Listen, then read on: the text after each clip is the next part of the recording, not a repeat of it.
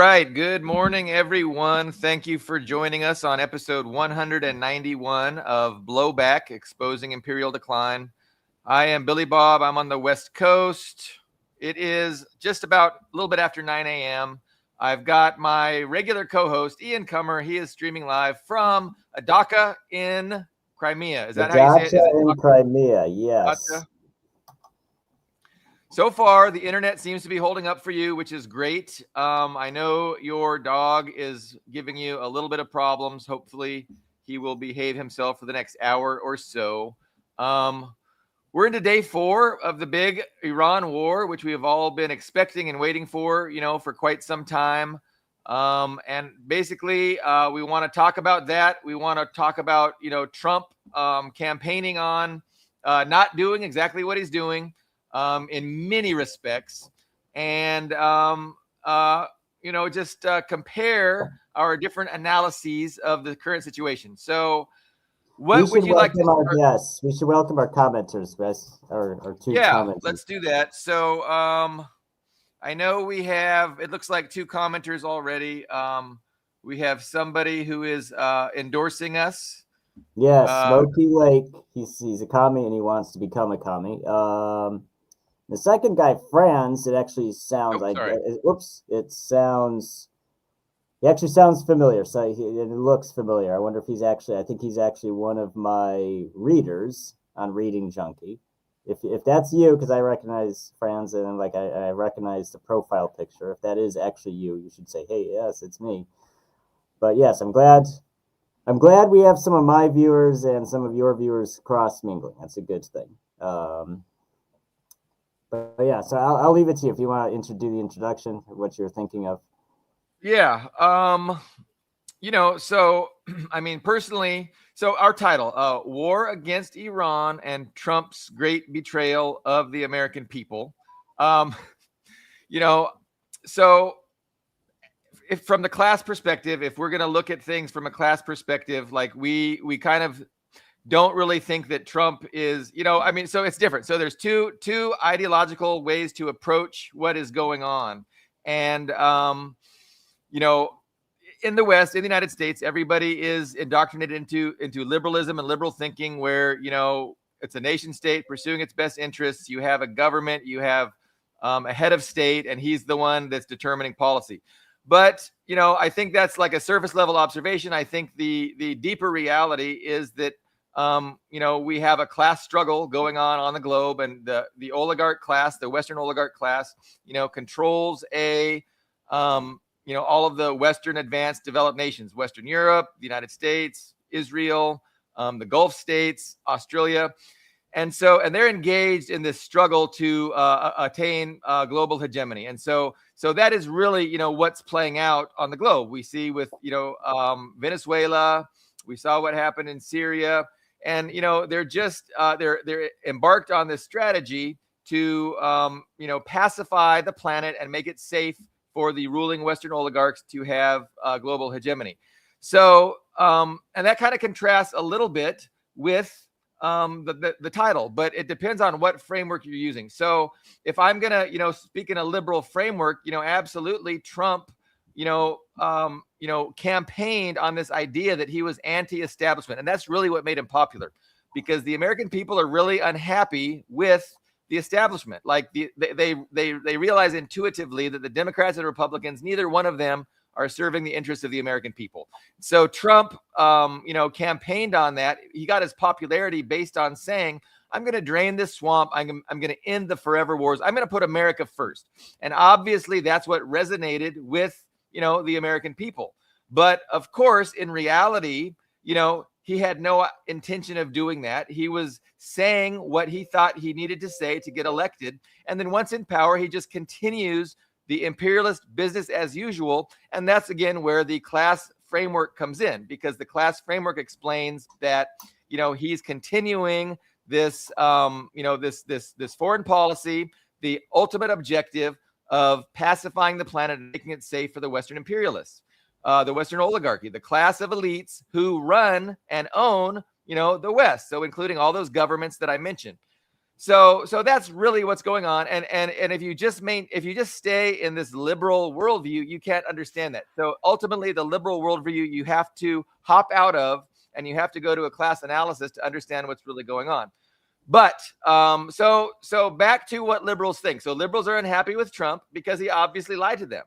And when they try and understand what's happening, what are the liberal conclusions about what's happening? Instead of going to the class analysis and understanding what's happening as I described, they come up with explanations for what's going on that don't really make a lot of sense, that really contrast, and they really are oppositional from the explanations that class struggle. I think we should, at this point, give them some context. How about we show them, because, and just to clarify for everyone, Billy Bob is not schizophrenic. He's not arguing with himself. I wrote the title, and Billy Bob is pointing out that's not to Marxist dialectic. So I'm just giving people some context there. I wrote the title. Billy Bob is saying correctly that's not a Marxist dialectic that title is based on. And maybe how about this? How about we show them what I wrote, and then you can show them what you wrote, just so they have the full context. Well, yeah, I mean, we can. So, well, I mean, and I was gonna preface all that, and then I was gonna get into my analysis of how I think the actual war is going and how it's gonna result before we jump into the contrasting of worldviews. But it's okay. Up to you. Let's do that. That was what I was thinking. I was trying to do my best to preface what I was gonna say about so. Basically, depending on your worldview, it really matters. The framework with which you use to view things really matters, and because it defines how you perceive what is going on. Ultimately, though, we do have a battle. There's this battle that's going on, and it is not it's impervious to ideology. You have a war on the ground that is being fought, and whatever your framework isn't going to change what happens on the battlefield. So it's very interesting. We're in day 4, and so the question is what's going on, how is it going, and what's going to be the ultimate result of what is going on. And right now, obviously, I think it's too early to say, but I can definitely say from my framework, what I want to happen is, I think, and what I think might be happening is that Iran is obviously under siege and under assault, but and they're obviously absorbing a lot of punishment from the United States, from Israel, and whatever other countries are going to join in as provide a token force to the Western effort to regime change and balkanize Iran. Because ultimately, this is what it's about. It's about removing Iran from the global chessboard as a piece. And so they want to, and it would be it would be great in my framework, the Western imperialists to take this piece off the board. And again, we see that before this, they took the Syrian piece off the board, which then allowed them to really focus on this piece. And so they're being strategic, and they are methodically pursuing their global effort for to pacify the planet and make it safe for them. But I'm thinking that they might have miscalculated. I'm optimistic that they miscalculated, and ultimately I think Iran has the ability to absorb way more punishment than do the fragile Gulf monarchies, and that does little Israel. And so I think we're in day 4. If we're conceiving of Iran's strategy that they have developed over more than 2 decades, I think their whole strategy is to make it a war of attrition, to push this out as long as possible, months. We're talking months, and we know that the U.S. and Israel cannot keep up their attacks. And so really the question comes down to, can Iran maintain their ability to, continue to punish the Gulf monarchies and Israel for months? And I think that is how they could win, because, they could cause too much pain to the global economy, too much pressure on the Trump presidency, and they could prevail that way. They could force, either nuclear confrontation or they could force the West to back down by not being defeated and by continuing relentlessly over months to punish Israel and the Gulf states. So, the fear is, my fear is that, the weapons systems and the launch capabilities of Iran are not limitless. They're finite. And, my fear is that with the capability of Western intelligence to identify the 30, 40, 50, 100, 200 different locations in Iran that store store missiles and fire missiles, that those, have been discovered and they've been rendered useless. So that's what the West is trying to do. They want to end Iran's capability to enact punishment, on the surrounding states.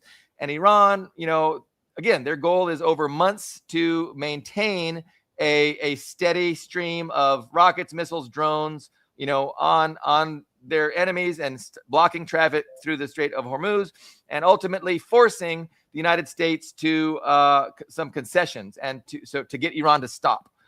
So that's where we're at, and is Iran going to be successful at in their over 2 decades efforts to ensure that their offensive missile capabilities are not going to be able to be neutralized within the first 4 days by the West? Because that's where this strategy wins or loses, lives or dies, fails or succeeds. And so we don't know. But I think, I have confidence that, Iran is strategically, very capable, and they got a lot of smart people there. They had the 12-day war to kind of understand, what the West was about. So I'm optimistic that, the West is very quickly going to run out of the capability to pummel Iran, and Iran's probably going to be stepping up the pressure. And so again, day 4, we're talking about less than 5% of the way probably through this conflict. Iran hopes. So we're going to see how it transpires. But so what are your thoughts about that? Well, I think I'm more or less in agreement with you. So there was the initial U.S. strike, which there does seem to be consensus that what had happened was, because it had been known that there were ongoing negotiations in the last several weeks, and what apparently happened was Trump's team had actually made a concrete offer, or what appeared to be a very concrete offer to the Iranian side that required them to discuss it amongst themselves. So they held a meeting, and it looks like they actually struck that meeting, and it's very interesting how the Western media portrays these things, because many leaders have been killed, and they act like it's just super, like they paint this air superiority narrative that they had like this perfect intelligence where they were striking hundreds of different targets to kill various leaders, when it's much more. It really looks like they met for a meeting because we had offered a peace deal. So they're like, okay, let's discuss the peace deal, and then we struck the meeting where they had the peace deal. And I just saw actually a few minutes, like literally like 10 minutes before this live stream, I saw that that there was an Iranian, I don't remember his name because I just saw the news. There was an Iranian, I guess, military officer who was arrested on suspicion of working for the Mossad, because he had been at several of these meetings and he was miraculously leaving and surviving every strike, and this last time was too suspicious. So that was my belief as well. Because there's several different ways to gather intelligence. Like you can use satellites, you can use signals intelligence, you can use there's a lot of different way, but the most basic one is human intelligence, where you just have a double agent or a spy who's there, who tells you where things are. So that's, I think, the most likely theory for what happens. They had somebody high up in the Iranian government who knew when and where this meeting was taking place, and told them to hit it. I really think, especially from those early media reports, Trump and Netanyahu was expecting that to cripple the Iranian government.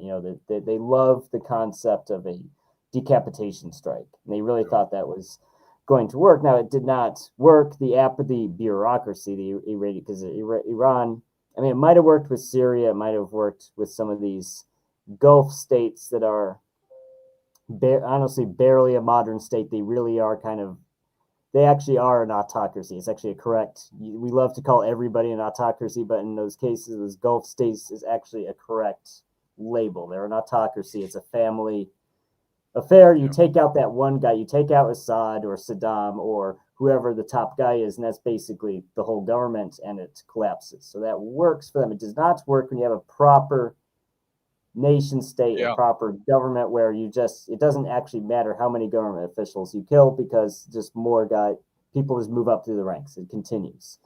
Now, the initial Iranian strikes, it does also look like that they were a lot stronger. Like you said, they were a lot stronger than the USA anticipated. They didn't expect. But also, like you said, there were strikes. We did locate these missile silos and damage them. I don't think they're easy. So I don't think most of these launch sites are being destroyed, because if you think, because you can see our own silos. Some of them you can actually come and see, like the decommissioned ones. If you drive in the Midwest, you can see those missile silos from the Cold War. They're big, concrete, fortified structures. They're meant to survive an attack. So it's unlikely. Again, the Western media is being deliberately vague because they don't want to educate people. They want to feed people a narrative. They don't want to educate you. They want to persuade you. So they don't give details like that. But I think these silos aren't analysis can explain right. That. So what they're doing is that what you hit a silo, it does clutter it. You cannot use that silo until it's cleaned up and fixed. So I do think I saw like the pro-NATO guys throwing, we've disabled 50% of their launch sites. Well, I don't know. I don't think we can know exactly what the percentage is or the extent of the damage just from public information. But we do know that the rate of their attacks decreased over the last couple of days. So the question, it's too early to say how effective are these, because it is actually, it's not a nuclear war, but I think it's a similar concept. You want to eliminate the enemy's ability to hit you. Once one side has accomplished that, they win. It's too early to say how that's working, but if Iran can keep a certain percentage of their launch sites and vehicles in the fight and keep this up over weeks, it's very maybe not even weeks, maybe just days. It might even be days. The USA is going to be in serious trouble because those THAAD missiles, those Patriot interceptors, we don't have a lot of those. And it's a classified number. We don't know how many USA has. We don't know how many each of these Gulf states, these operators of the US systems have. We don't know we have no idea what the stockpile is, but it's not a lot. So it's definitely years worth that's been burned up in the first 4 days. And if Iran is, and I want to just say, I think it's very likely. I think it almost certainly they were expecting the war to be over at this point. They were almost over, like 4 or 5 days, and that would be it. Iran would collapse or ask for terms, and that would be it. And it's, I wouldn't necessarily say time is on their side too. It's pretty much it's a stamina game. It's an endurance game. I don't know. I don't want to be too optimistic on how well Iran's going to do, but that's how I see it. What I just said.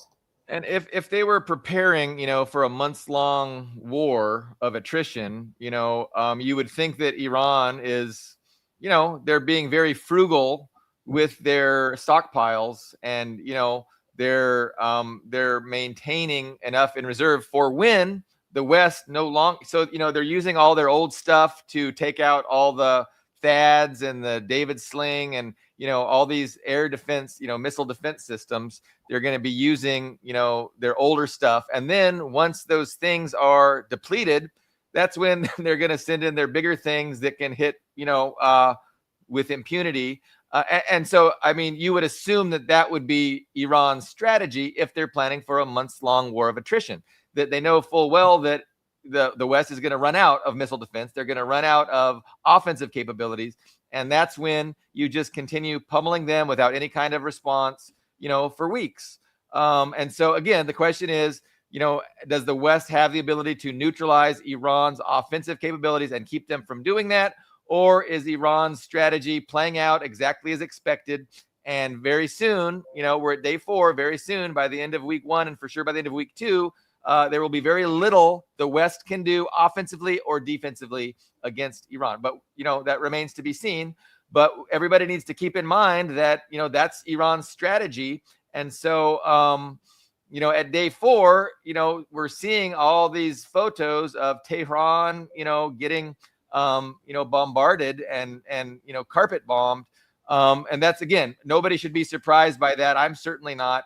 The offensive capabilities of both sides is known to be very strong. The difference is that Iran is, ostensibly has the ability to maintain that offensive capability for months, while the West is going to run out, very soon, and then they'll be in a situation.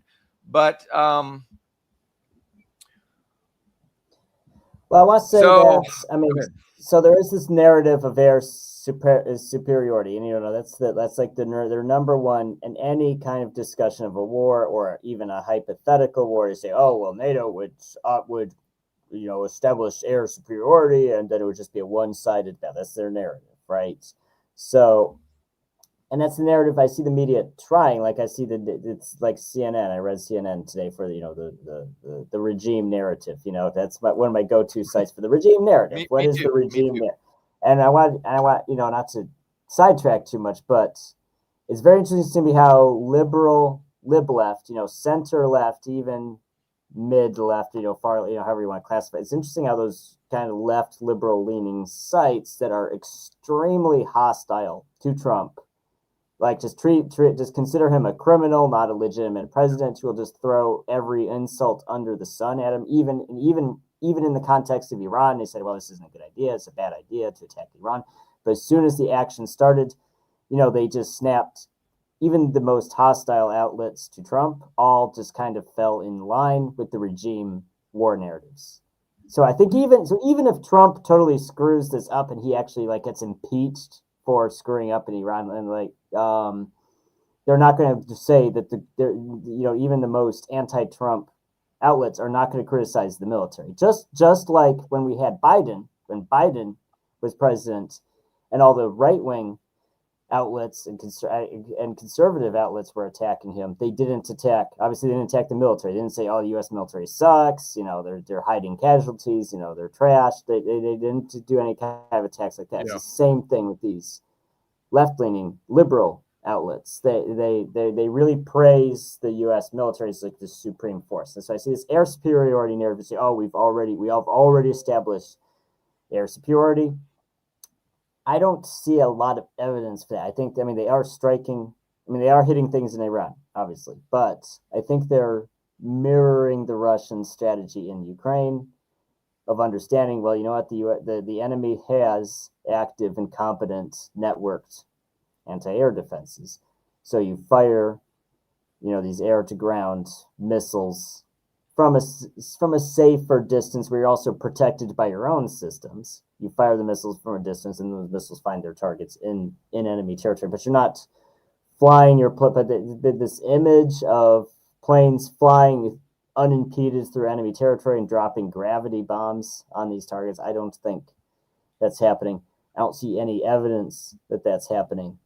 And the story of, and what's also interesting, I want to bring up that the story of those 3 planes that we all woke up to this morning, the 3 planes shot down in Kuwait, that they're very, very insistently saying is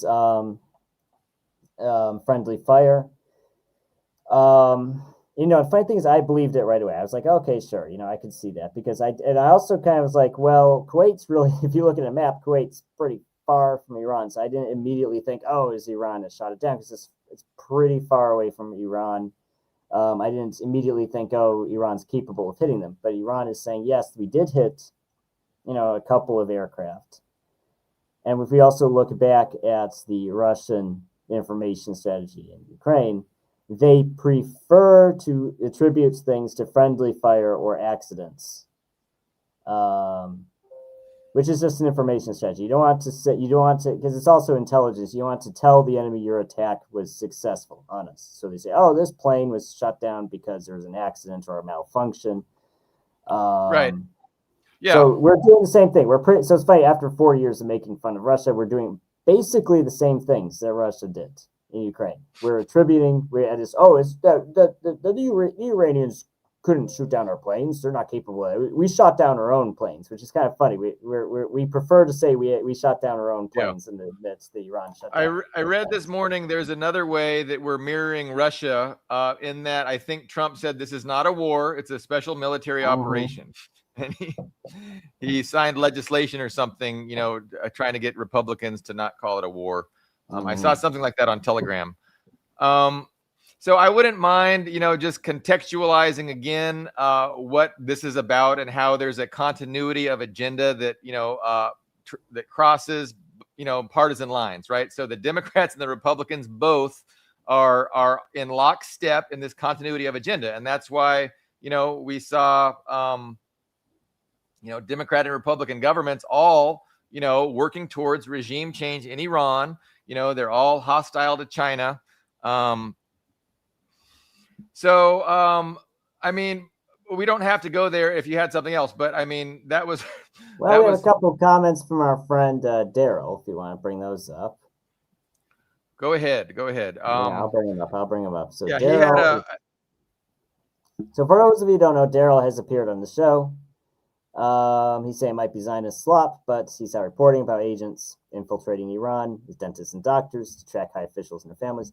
Well, I do, it could be either way because Israel and the Mossad have successfully infiltrated neighboring countries before. Like there's the most infamous case with these cell phones and pagers in Lebanon. But I think in this case, I want to definitively say it, but it's probably Zionist slop in this case because, as I said, these guys gathered. I think the Iranians should not have been that sloppy. They were sloppy and overly trusting of the US's word, but I don't think they needed to do any James Bond level tracking to figure out where this meeting was being held. And I think also the USA does, as far as the Imperial Court, does have far greater security, like for the president and for senior officials. If you go to other countries, most of them, it's not like that. Like, you go to other countries and you'll see like the prime minister or the president's basically sharing the same elevator with the citizens. They don't have that sort of top-notch James Bond type security. It's just kind of like, they're just kind of, if you want to track officials, it's not terribly difficult to do. So my thinking about that whole thing is a little bit different. I've heard the narrative that you put forth. I'm not positive that's true. It could be. The alternative narrative I think might be more likely is that, Khamenei as opposed to Khamenei, he was 86 and he's like, I'm not going to hide, if they're going to make me a martyr, they're going to make me a martyr, but I'm going to stay in my home with my family. And so I'm not sure there was any fantastic meeting where Iran again was stupid enough to, all meet. Like I really don't think that's true at all. And I think, Khamenei was was allowing himself to be a martyr. He's like, I'm not going to be running from bunker to bunker, hiding from these motherfuckers. They can fucking come and get me, but it's not going to help them. So that's kind of my thought on the whole thing of what happened. But, definitely if all the leaders of Iran were killed, it certainly hasn't affected their ability to resist and to, respond. And so, again, I'm just dubious of that entire narrative, but if they did lose more than one guy. I mean, I haven't seen a full list of who they allegedly lost, but they did lose more than one guy. And the thing is that if in this kind of war, you do want to strike first. You do. I mean, regardless of, I know there's the moral. Well, Iran was never going to strike first. War, blah, blah, blah. But if Iran knew they were about to get, their butts handed to them by this missile strike, they would have struck first. Because anyone who deliberately does not strike first is an idiot. So I mean, so I'm going to disagree I think with they that. were genuinely surprised. Like look at Ukraine. There was this evidence that Ukraine was going to attack Donbass, right? And they had about 200,000 soldiers on the border on the contact line with Donbass. Well, Russia hit first because they knew that was going to happen, so they hit first. And they're like, oh well, there's this whole media war where we portray Russia as the aggressor. But the reality is, any modern war or any war, you want to hit first. If you know there's about to be a war, you want to throw the first punch. And if you let the other side throw the first punch, then you're stupid. So I think Iran genuinely did not realize that the USA was going to attack. Because I mean, I you would don't sit there disagree and let with. yourself get hit with missiles. I'm sorry, you don't. No one intentionally lets themselves get shot with missiles without hitting first. Well, I don't think Iran was ever going to initiate a strike. Like that would be bad PR. I mean, and that would have been against like everything they've been saying, and it would have been seized upon. Like you just repeated what I said. You just repeated what I said. It's like, yeah, there's PR. Oh, the moral high ground. Who cares about the moral high ground? No one cares about that in the real world. I think Iran genuinely did not know that the USA was about to hit them. Because if they did know, they would have shot us first. You don't let someone shoot you first. It's like the Star Wars question: did Han Solo shoot first? Well, of course Han Solo shot first because he's not stupid. If you know someone's about to shoot you, you shoot him first. So I get that you have certainty in that understanding and that belief. I'm going to disagree, and I think Iran knew exactly that the attack was coming. Everybody did. I sure did. And so if I knew it, I'm sure Iran knew it. And and again, I think Khamenei, knew it too, and he was like, okay, well, I'm not gonna, run from these motherfuckers. But we we can agree to disagree. But I'm not gonna accept that as an obvious fact. I'm gonna suggest that it's not true. The problem is if you let the other side hit you first, it does degrade your ability to hit back, because even if you're prepared for it, no matter how well prepared for it, they're going to damage you somehow, right? There's some assets, there's some ships, because Iran did lose ships, Iran did lose some air defense. There are some important assets they lost on the first day. But anyways, can agree. There was never any doubt that what is happening now was always going to happen. Nobody is surprised by anything that's happening. Like what has gone on the first 4 days is entirely predictable, and it's what everybody predicted would happen. And it wouldn't have changed if Iran would have struck first. Like the same thing would have happened. And so I just I think that you have your way of understanding. I think the Iranians have a different way of understanding and perceiving things, and they're acting according to their own perspective. They do see things differently than I do. And I have actually met several Iranian people when I was in Moscow, taking language classes there. They're very educated. They're very educated and sophisticated people. Yeah, no, for sure. Different. Yeah. So yeah. Can I ask you about what your opinion is of the importance of Iran, on the grand chessboard? I think that they're kind of a centrally located, and obviously the Chinese Belt and Road Initiative is going through Iran, and that by removing Iran from the chessboard, by making it a failed state like Libya, or by putting in a puppet government friendly to the West, they can sever China's Belt and Road Initiative, and also Iran as an ally of Russia. If they can take Iran off the chessboard, they can also then apply more leverage and more pressure to Russia from those other countries that border Russia, but that Iran could keep in check. So, I mean, what are your thoughts about? Let's just for a second think in the class framework. Let's ignore that everything is about Israel and that Israel occupied the United States and got us to do this battle for Israel. So let's pretend that this battle is about shaping the global chessboard in a way that they can further put pressure on Russia, further put pressure on China, and isolate both. In that regard, how important is Iran to to China and to Russia. I mean, could you speak to that? Yes, I don't know why yes, Daryl's saying absolutely. no. No, absolutely, absolutely. So,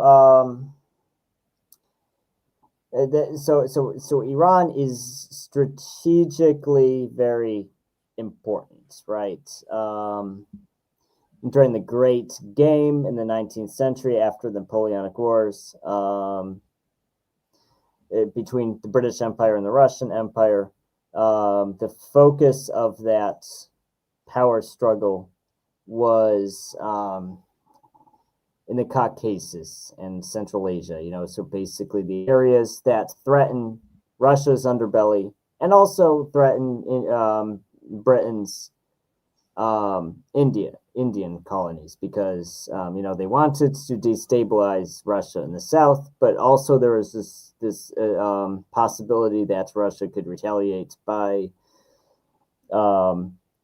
actually marching armies to the Indian territories, because it's not that far from where the Russian Empire was located at the time. So that's the basis of the great. So historically, Iran's been very important. Actually, one of the focal points of the Great Game was in 1829, when the Russian ambassador, I just pull up his page, Alexander Gurbyadev.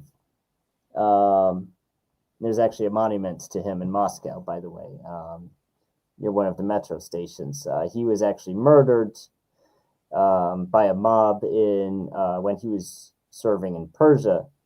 And it's actually widely believed that the British had facilitated his murder because they wanted to disrupt the peace negotiations between Persia and the Russian Empire.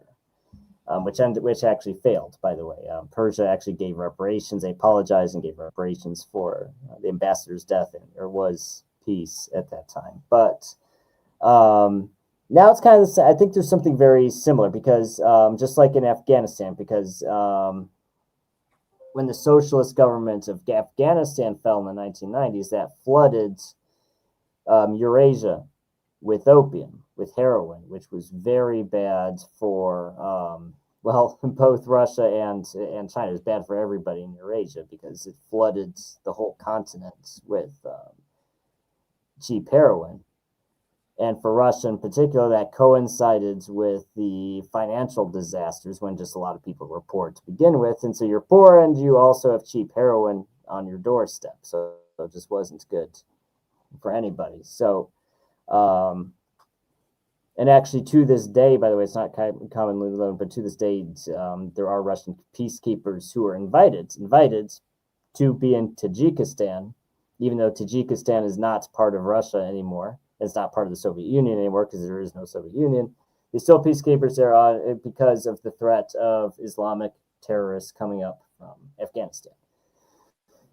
Now, but to more directly answer, that's the historical basis for it. But to answer your question, now Iran's very important. I think for the world, not even just for Russia, it's very important because it's one of the world's oldest nation states.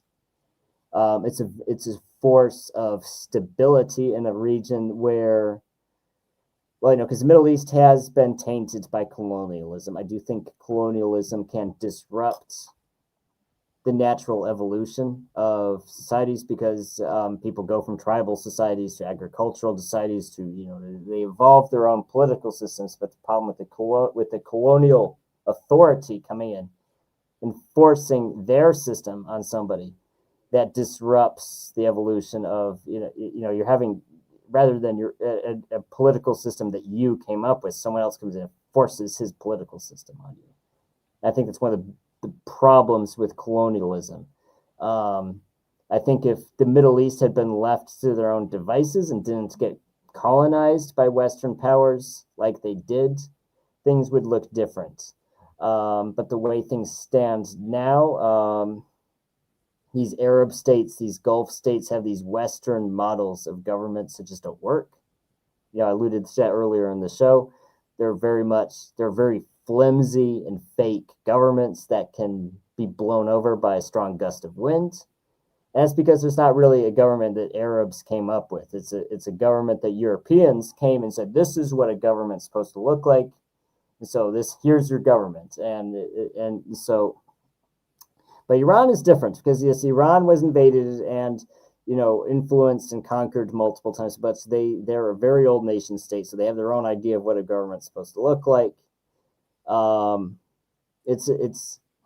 I think even the Arabs who don't particularly care for Persians or like Persians very much still respect them because they're like, okay, Iran's a serious country. Even when there are enemies or adversaries, we have to respect them. So in every sense of the word, it's a center of gravity. It's a force of stability in the Middle East and West Asia. If they were balkanized, it would be huge. It wouldn't even just be a regional disaster. I think it would be a global disaster.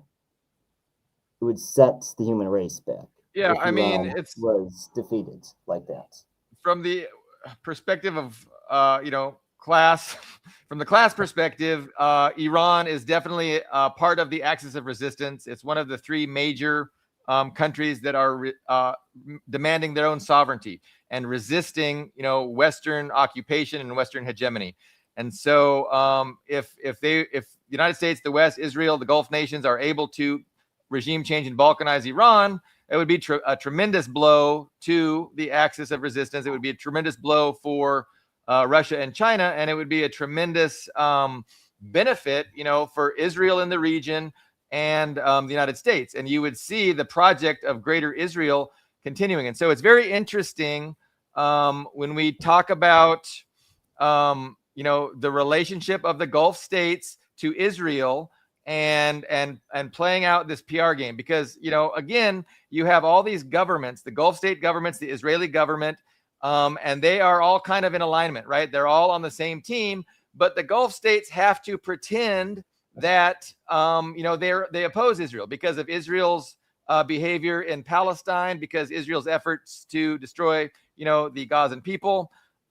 And the people in the Gulf states themselves are adamantly anti-Israel. And so these governments are playing a double game, right? They're pretending, Saudi Arabia doesn't even officially recognize Israel as a state, to this day. And yet, they are totally all in on this thing. And so now from Israel's perspective, the Gulf states are not, what was I going to say, Ian? From Israel's perspective, the Gulf states are not necessarily enemies. They're not necessarily. Israel. I think Greater Israel wants to eventually subjugate and destroy those people. Right, and this is the problem. This is the problem for the governments in Saudi Arabia and the Gulf states by tying themselves to the United States, tying themselves to Israel, because Israel ultimately is going to look to weaken them and make itself the hegemon of the area. They don't want a strong Saudi Arabia. They don't want a strong, Gulf nation. They don't want a strong Turkey.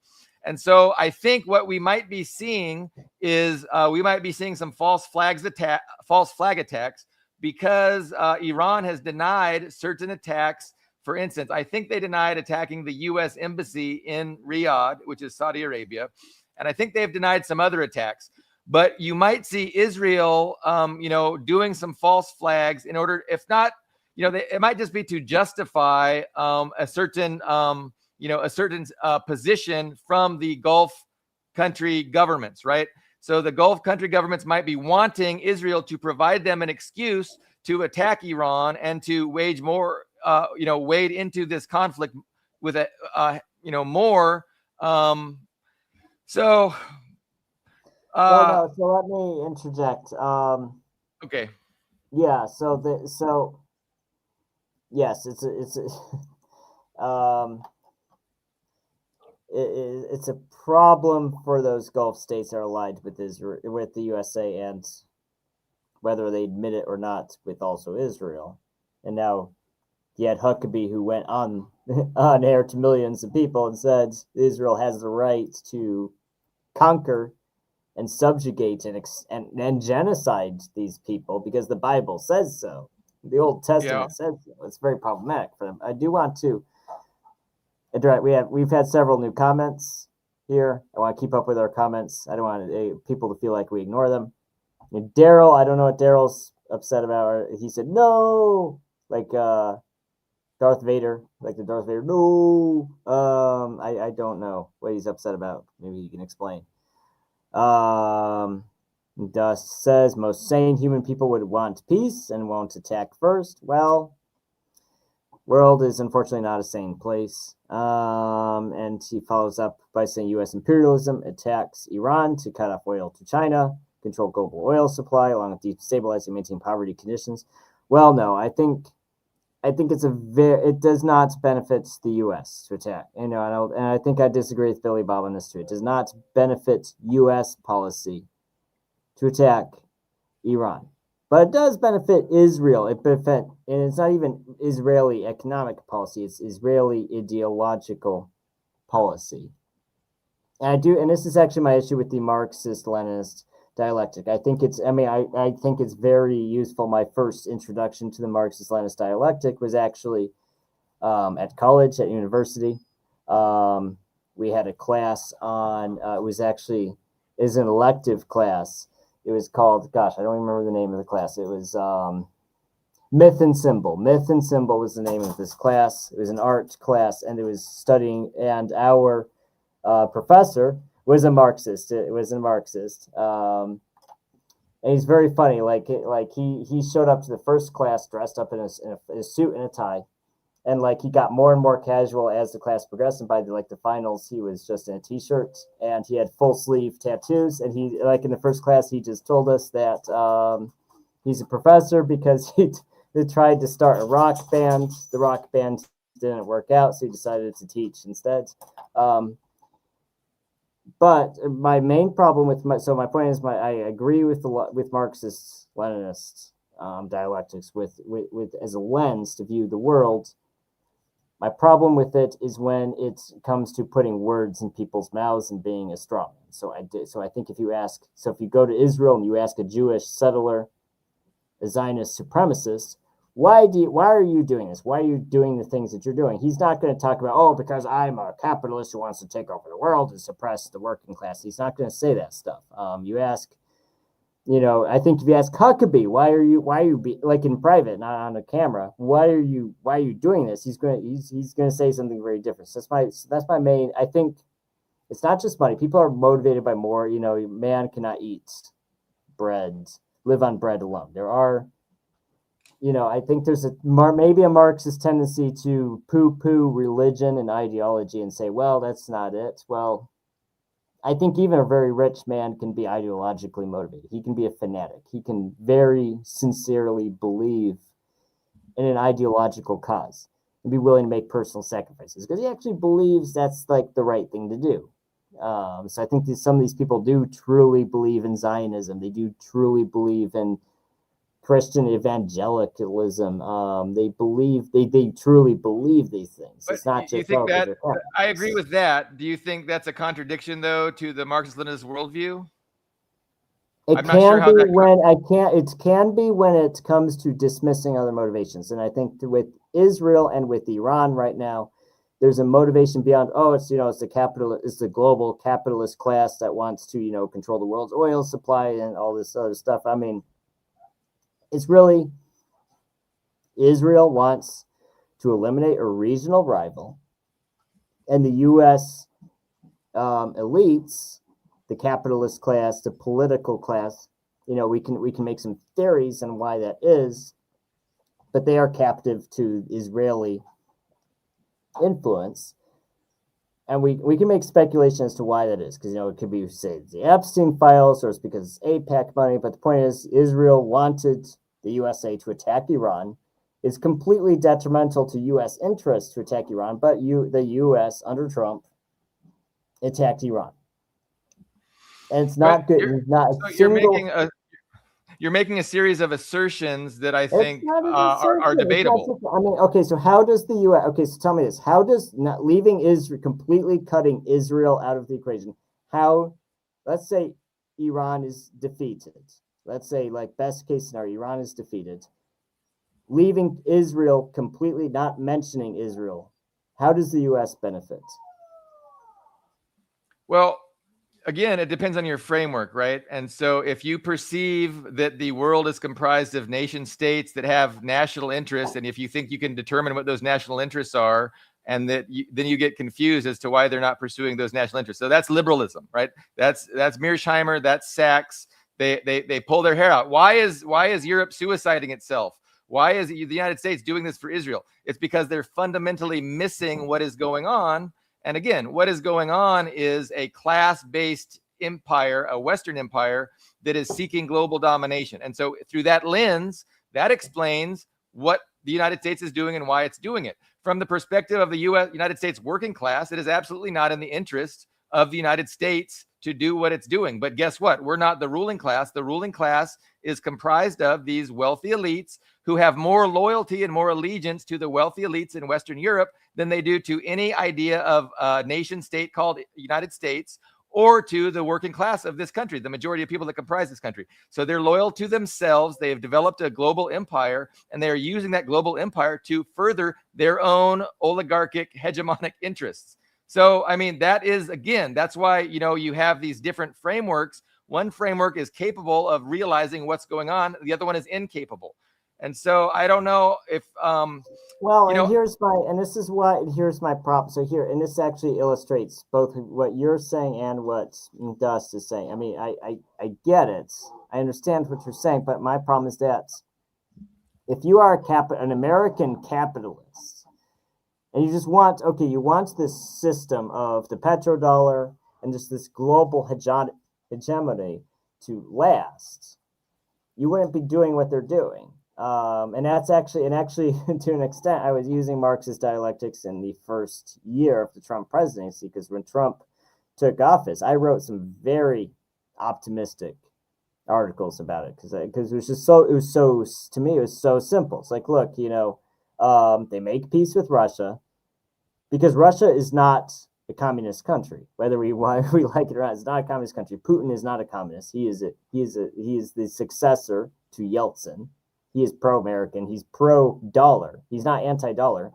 They could keep the dollar in as the global currency if Trump had played his cards differently. They could keep the dollar as the global currency for another 100 years, and they could keep the U.S. as the unipolar power for another 100 years. All they had to do was make a deal with Russia. Okay, look, Russia, we will unsanction you. We'll make a deal on how to split up the Middle East, how to split up Eastern Europe, bring the dollars back to Russia. You're not going to de-dollarize. To an extent, that would domino effect into China. Their dollar, because if you desanction to Russia, that would domino effect into we're just talking pure dollar transactions here. That domino effect to China. That would reverse the de-dollarization that we've had for the past 5 years. If you avoided a war in the Middle East, if your goal is to keep the dollar as the global currency and to keep American capital as the dominant pole of the world, you want stability and you want people following your system. But what we're doing now, Trump did the opposite. He's driving people out of the system.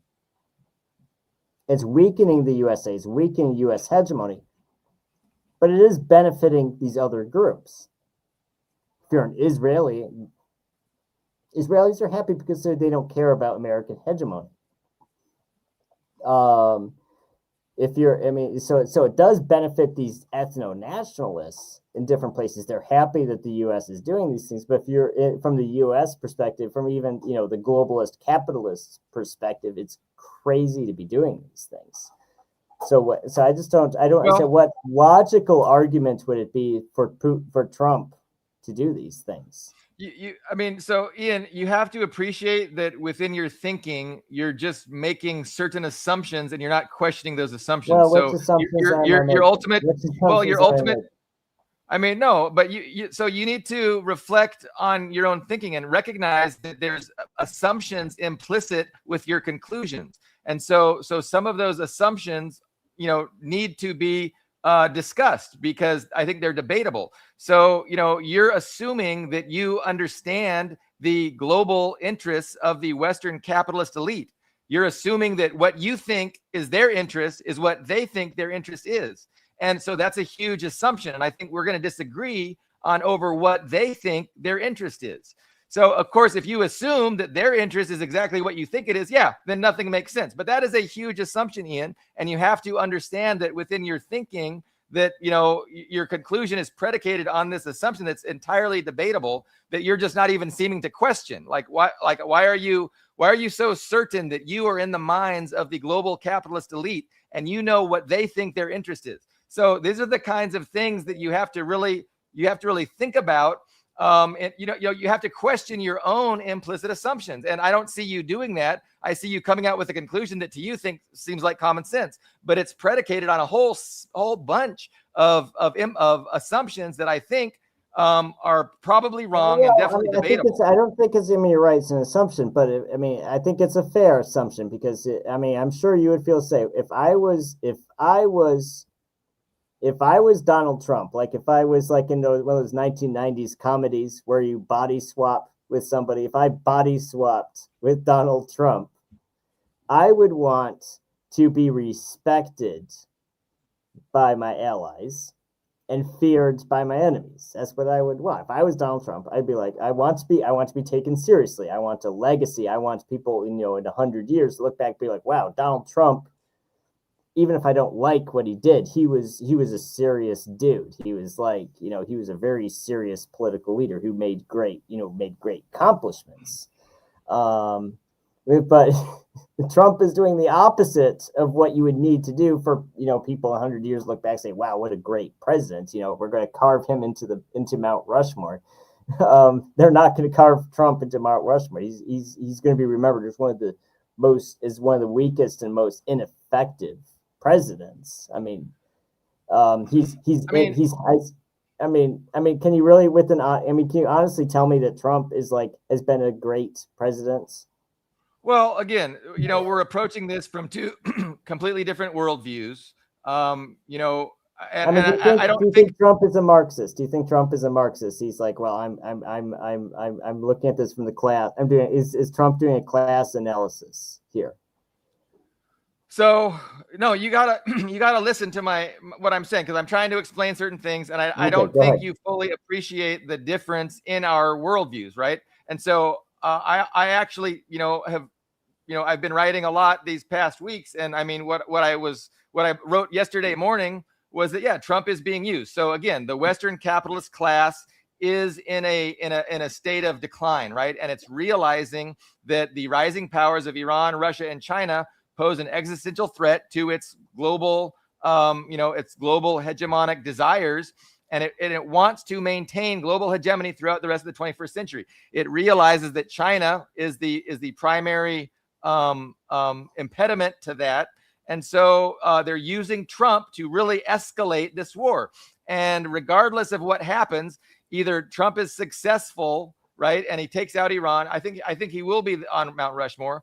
More likely, he's going to fail, and the Democrats are going to come behind him and try and distance themselves. They will try and distance the ruling establishment from what Trump is doing right now. So Trump is doing a lot for them. He is really accelerating and heightening this effort to maintain global hegemony. You see what he did in Venezuela. You see what he's doing in Iran. Like nobody's gone this far with Iran, and he's just really aggressively pursuing what the Western Empire determines really needs to be done. And there's a continuity of agenda. And so, but they're hoping to identify the person of Trump, the individual with Trump, with all of this.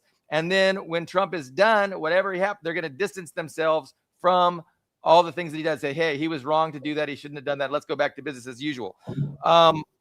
So I think he's being used, and I think he's being used willingly. And you can see this play out because, like you said, either before the show or during the show, like CNN, like everybody is in support of taking out Iran, and just like they were in support of taking out Venezuela, there was no real political opposition. So political opposition doesn't really exist. The proper perspective in the United States is to understand that it's two political parties that belong. What do you mean by used willingly? What do you mean? I mean, I want to hear your position. What do you mean by used willingly? Because I don't think people are deliberately used willingly. I mean, like, maybe your ex-wife uses you, or your girlfriend uses you, or your business partner uses you. But I don't think anyone is intentionally used. No one likes to be used. No, I Trump mean, is people more than get happy used, but they don't do it deliberately. to pursue the interests of his class, and he is actively pursuing the interests of his I mean, do you class. think Trump actually does Trump think that I'm doing this for my class? Do you think that's a thought that's passed through Trump's brain?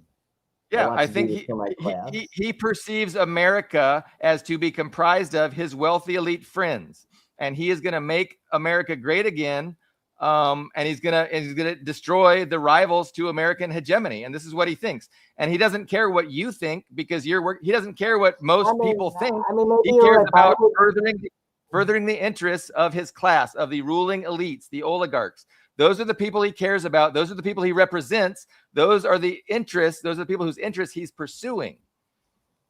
Absolutely. I would bet $1 million. I don't have $1 million. I can't bet to this, but I would bet $1 million that Trump has never in his life had the thought, I'm doing this for the wealthy elites. I mean, a Marxist would think that. Someone who uses Marxist dialectics would think that he's doing this and that's my issue with. So your counter argument is that he has a genuine concern for the working class, and he's trying to help the working class. Listen to me. I respect assigning economic motives to social and political movements, but we have to understand that individual people's brains have other motivations. I mean, I think Trump is not, I mean, I can assure you, Trump is not using Marxist dialectics when he makes decisions. No, he's having class solidarity. I don't think he's even having class solidarity. I think it's just people. Well, he might not understand it in a Marxist lens, but I promise he doesn't care about the working class. He doesn't care about what you think. He didn't lie to you, Ian, to get into office to further your interests. He wouldn't have had to. He would have just fucking told you. I mean, what?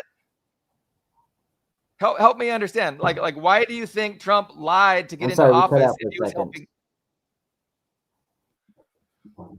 I'm asking for your explanation. Why would, if Trump cared about the working class and benefiting the working class, why would he lie to them to get into office? I think it's simpler than that. I think Trump is hold on. You are cutting out. I'm sorry. Hold on. You are cutting out. You are cutting out.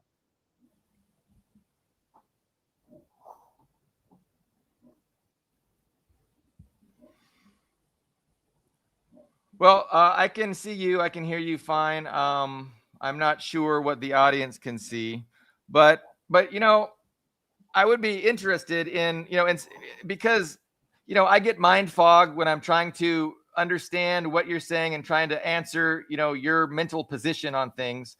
But I do think that we can get clarity from AI, and they can, really focus on the differences in our ideological frameworks, and why I think one is more accurate and better explains things than the other. And so a lot of the things. Okay, so we're going to go into this in this portion. I think we should show the original article first, which is short, and then we can show the analysis of it. What do you think? So I put into AI your article in its entirety, and I said, how does this analysis contrast with my own? Right. So I'm asking AI to take your ideological framework, compare it with my ideological framework, and then so they can demonstrate the differences. And so your article starts out talking about Trump. Just read these, because some of our I know for a fact some of our audience are listening, not reading. So let me just read these 3 paragraphs. Sure. And then we can analyze. How's that? Okay. So this is, by the way, guys, this is on readingjunkie.com. This is just the blog post that I advertised the live stream on. So I'm just going to read these 3 paragraphs real quick, and Billy Bob is going to talk about his AI analysis of this article. So You're such a good sport, Ian. Thank you. All right. No, I try to be a good sport. I try to be a good sport for everybody. Trump was sworn into office. I'm sorry, I need my glasses for this. So Trump was sworn into office with a popular mandate from the American people. No more wars. It has been many years since the president has started his term with so many easy, low-hanging fruit. And yet somehow Trump managed to fumble them all. But it is his foolish war against Iran that is likely to sink him in the midterm elections. Nobody likes a quagmire, and casualties that were easily avoidable, especially against a threat nobody except Israeli lobbyists was actually worried about. Unfortunately, the MAGA people, are Shaboskois, useful idiots for Israel, who are so under the thumb of Zionist interests, they'll sink their own political movement for the IDF's short-term strategic goals. All that said, I don't think Democrats who sat out the 2024 election or protest voted made the wrong decision. You can't control the actions of the opposing party, but you can control your own. You can control your party by punishing them for ignoring the things you want. During the Gaza genocide, Kamala Harris advertised herself as the lesser of two evils, which was unacceptable. It was also insane, because what is worse than a genocide? The best that could be hoped for at the time was that Trump would take a pragmatic, realist approach to the Middle East, which would be an improvement over Biden unconditionally supporting every single Israeli aggression. But now the pendulum has swung to Trump, not Biden or Kamala, falling on his sword for Israel, which I think will likely lead to the crushing electoral defeat in Trump's impeachment. And I don't feel the slightest bit sorry for him. So that was what I wrote on a Reading Junkie. And Billy Bob did this, I guess it's a sentiment analysis on DeepSeek. Yeah. So I said, How how does this analysis? The thing that DeepSeek is good at is sentiment analysis. So it's good at that. So I asked it. So I put in your, your article, and I said, contrast this with my own, worldview. And so they're really good. Like, I mean, it's better than I can do. And so I've already trained this thread here on DeepSeek to kind of understand class analysis, and so they're really good at pinpointing exactly where the limitations and divergences of these two competing frameworks, because they're really competing frameworks for how we understand reality. So AI understands what you're saying to be framework one. So framework one in the things I've been telling AI are basically the liberal framework. So AI begins, they start out, this analysis is a classic example of what you've been critiquing. So I've been critiquing this sort of analysis, and it's thinking with a progressive veneer. It contains elements of truth, but ultimately fails because it cannot see the class dynamics driving the war. So let me break down the key differences between your analysis and this one. So it starts out what your analysis, Ian, gets right. So you correctly identify several important facts. Trump campaigned on ending wars, but started one anyway, right? So how do we explain that? How do we make sense of that? It's true that happened. And what does that mean? Okay, the war is unpopular and will have political consequences. Also true, Israeli lobby is a factor in U.S. Middle East policy. Absolutely.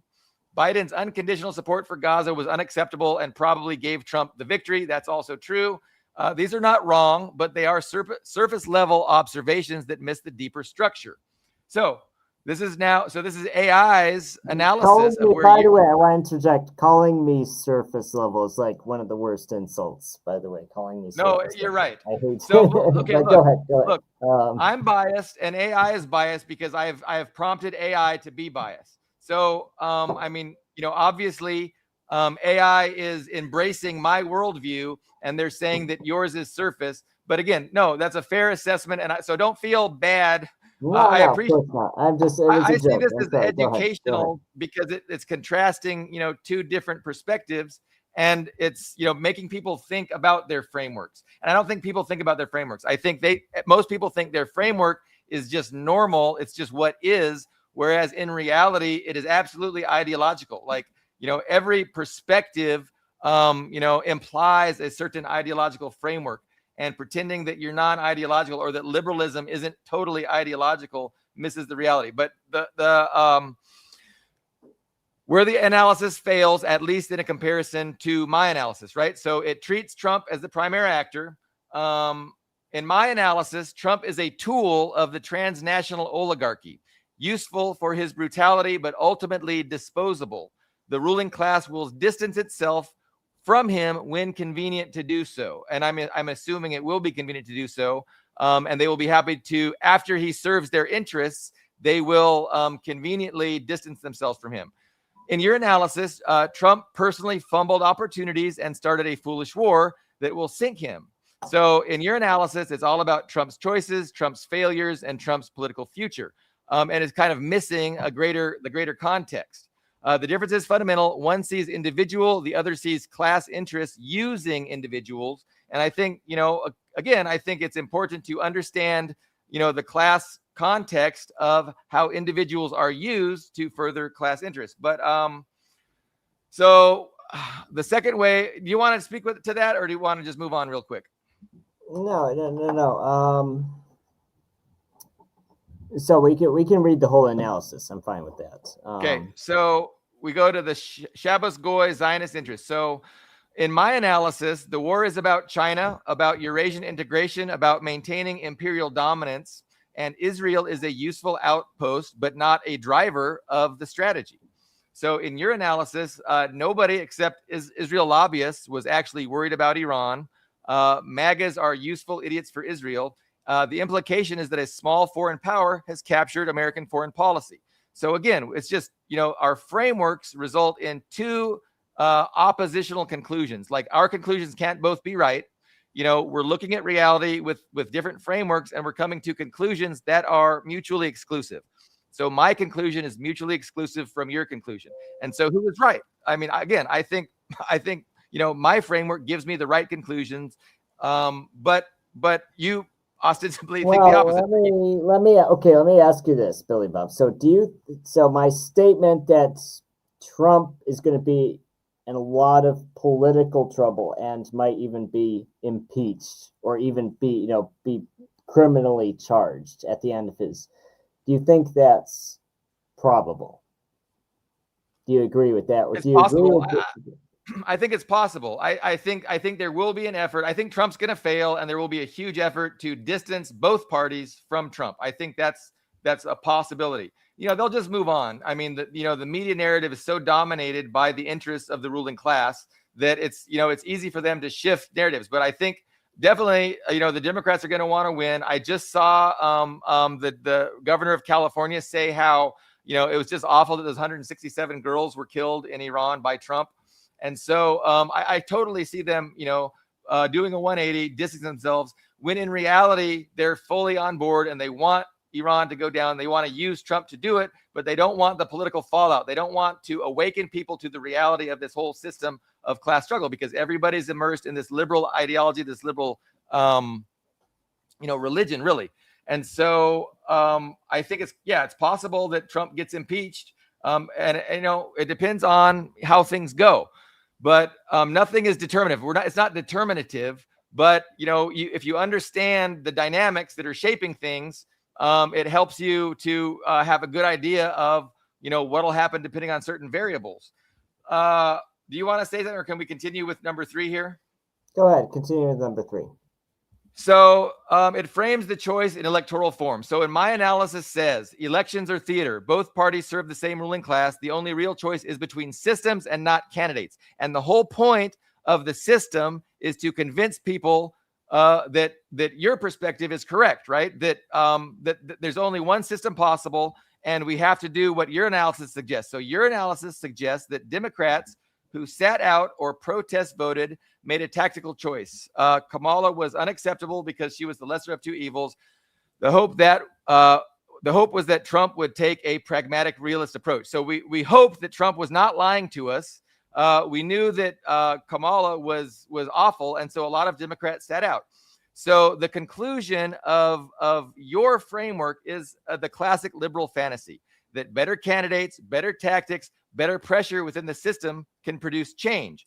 My analysis says that the system itself is the problem, and we have to change the system. Ultimately, by changing the system, I just mean changing the ruling class. So the oligarch class is not the ruling class, and the working class is the ruling class. So that's the systemic change that I believe is absolutely necessary for any kind of improvement to take place. So your framework imagines accountability through impeachment. In my analysis, the ruling class. Doesn't actually. Now that's the first thing the AI got wrong. So I don't see it as I don't see impeachment as accountability.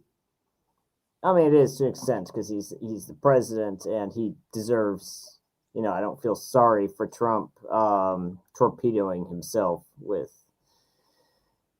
Iran, but I mean, it's maybe this is frustrating for me because on one hand it's not directly disagreeing with anything I said, but I think it's oversimplifying human motivations. Right. People can have emotional and personal motivations. True, and that fact doesn't contradict anything, but right. So maybe ask you this in your own words. What do you personally contradict in what I said in those 3 paragraphs? Well, I'm not sure why we're I'd like to finish the. I mean, the AI criticized me, but you personally. No, my basic criticism is that you're just not looking at it from the framework that allows you to understand what's going on. That's it. You don't get what is taking place. You don't get the motivations. You don't get the why. And that's why you get lost in the liberal theater, in this politics stuff, in this the partisan Democrat versus Republican, the individuals, like all this stuff is designed. It's liberalism, and it's intended to again obfuscate the reality of class interest. And that's why I'm always calling liberalism a deliberate lie. It's a religion that benefits the ruling oligarchy because, again, it conceals what's actually happened, and it renders everybody stupid and incapable of really seeing clearly. And they don't want people to see clearly. That's why they own all the platforms of mass communication. That's why they control, the kinds of ideas that are allowed mainstream proliferation. And so it all just makes sense. And so, at a fundamental level, that's why I disagree with a fundamental level on the implications in the title of our program, on the implications of your article. Like I'm just saying from my framework, it misses everything. You know what I'm saying? It misses what's going on, and what's going on is class struggle. And it's only through the lens of oppositional class interests that you can really understand that, our government is not loyal to our country. Our leaders are not loyal to our country. They're loyal to an international class of people. And that is who they represent. And that is what their actions are meant to benefit. But that's my own words. I'm going to go back. We're just run through this really quick so I can get closure, Ian. I'm so sorry. Go ahead. To do this to you. Let's see. Okay. So your framework, AI suggests that it imagines accountability through impeachment. My analysis says that the ruling class will discard Trump when useful. They will blame him alone for all the illiberal criminality while continuing the same imperial policies. Like we've seen this over and over. Everybody hated George Bush. Oh, you invaded Iraq. It was the wrong thing, but they supported him the whole time. And then guess what? Did those policies end when Barack Obama came? Absolutely not. It was a continuity of agenda. It continues.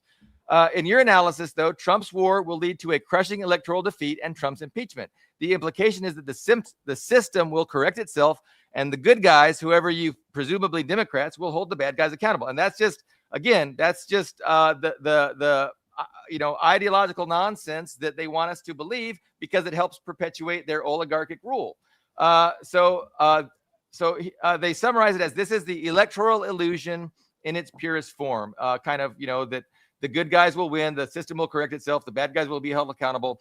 This is the electoral illusion in its purest form. So number 5, it has no theory of why the war is happening. So my analysis says that the war is about China, about full spectrum dominance, about severing the Belt and Road Initiative, about securing Western imperial hegemony for the rest of the 21st century. That's what this is about. In your analysis, it's about nothing really. Trump is foolish. The Israel lobby is powerful. Nobody wanted this. It's all a terrible mistake that will have political consequences. This is the liberal void. Observation without explanation, description without analysis. The deepest difference. My analysis answers the question why at the level of class interest and imperial strategy. This analysis, your analysis, cannot answer why at all. It can only describe what happened and express moral outrage. This is not analysis, it's commentary. According to the AI. To be fair, the author is not entirely wrong. The Israel lobby exists. Trump is foolish. The war is unpopular. These are all true, but they're true in the same way that the Titanic hit an iceberg is true. It describes the event without explaining the system that built the ship, chose the route, and ignored the warnings. My analysis explains the system. This one just describes the collision. So AI says your piece is exactly what I've been writing against. It's framework one that sees nations, individuals, and lobbies, but it cannot see class. It's a perfect example of why liberalism fails. It can describe the symptoms, but never diagnose the disease. So I do have closure now, Ian, and I'm running out of saliva in my mouth. No, it's it's been a okay. good sport to be ambushed. So like it's funny that your AI mentions the Titanic because it's like saying, it's like this class model says, well, the Titanic sunk because the global elites wanted the Titanic to be sunk to further class interests. Well, I would say no, the Titanic sunk, for a variety of reasons, because there was bad training, because there was a series of personal and institutional mistakes that led to this perfect storm of events that led the Titanic to being sunk. I wouldn't just say it was a conspiracy because the global elites wanted the Titanic to be sunk. And that sounds like what you're saying. They wanted the Titanic to be sunk because it would benefit class interests. And I would say no. I think you're missing the point of AI. I can respond if you'll let me, but no, it's okay. I just want to respond to what was said. Because they say, oh, well, it'll benefit Western. This is what bothers me about that whole AI analysis. It's like, well, it benefits Western hegemony. No, this war with Iran is not helping Western hegemony. It'll destroy hegemony. It'll totally destroy. If there's it might best case scenario help Western hegemony if it works. But I don't think these general. I was in the military. You were in the military. We both know these generals are not stupid. They're telling Trump this is a bad idea. There's a very high chance this won't work.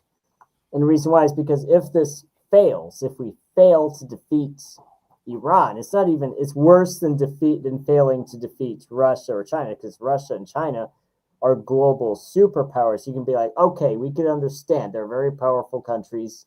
You didn't quite get what you wanted with them, but Iran is not considered a powerful country. So losing a war against them would destroy Western hegemony. So I don't understand this idea. Oh, well, it's meant to benefit Western hegemony, when it's like, no, it's terrible for Western hegemony. It's incredibly stupid and destructive war.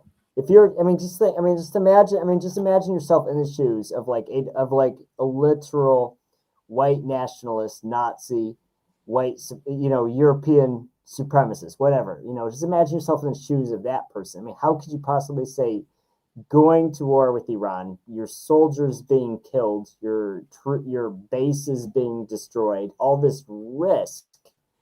How does that help Europe? How does that help Western civilization? What does that do for Western hegemony to go to war with Iran?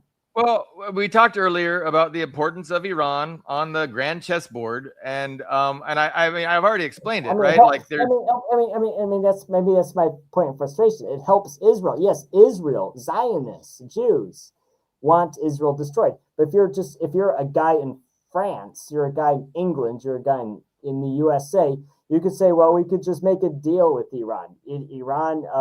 Hell, Hitler literally made a deal with Iran. It's like, oh, we can be allies. What is? This is my confusion. It's just like, and actually,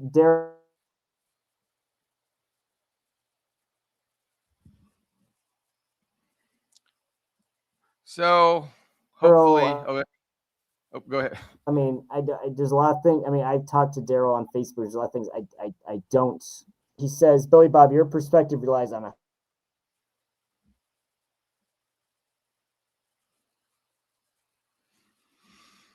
Yeah, I wonder, is it my internet cutting out or your internet? Because from my perspective, you're frozen. But can you hear me now? It's probably my internet. Yeah. My internet's cutting out. That's better. You can hear me now. Okay. Yeah. It's very bad from an Israeli person. I mean, it's very frustrating to see you and several other people here saying that nationalists perspectives don't matter, because from an Israeli perspective, attacking Iran is great. From an American or a white nationalist or a Western supremacist perspective, it's a terrible thing. So can I respond? Let me respond. Yeah. I hear what you're saying, go ahead. and I think there's a couple of very good responses. I mean, you could say the same thing about Ukraine, right? Like, it was really great for Ukraine to start this proxy war against Russia, and I don't think that's true. And I think we might, if Ukraine won, what you said would be true. If Ukraine beat Russia, it would be good for Ukraine, but they're not. And so if Israel beats Iran, if the United States and Israel beat Iran, it will be good for Iran. But the U.S. is prepared to sacrifice Israel as their proxy, just like they're prepared to sacrifice Ukraine. And so, to me, it makes perfect sense. It coincides perfectly with everything I said and everything I think, that, we're in this struggle and we engaged in a war. It may benefit Israel, but ultimately, this war is not being fought for Israel. It's being fought for Western hegemony. And of course, Israel is an asset. It's an appendage of Western imperialism, just like the Gulf states are. And the question is Iran going to be able to do what Russia did and withstand this proxy assault by Western imperialism? That's the question. And I'm optimistic that they are, but you said a bunch of other things I wanted to respond to as well, but I've forgotten. What did you forget? Well, so I mentioned Israel, Western nationalism, Nazism. If you were just the most hardcore Western supremacist, this wouldn't make sense for you to do. I'm trying to jog your memory. Yeah, no, I mean, the point is, what I try and do is understand things from the perspective of the Western imperialists. They're a transnational oligarchy. They don't have loyalty to nation states. They have loyalty to themselves and their global hegemony. They use governments. They use people to further their own interests. And,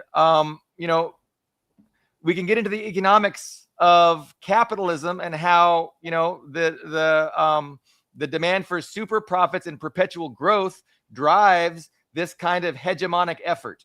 And so,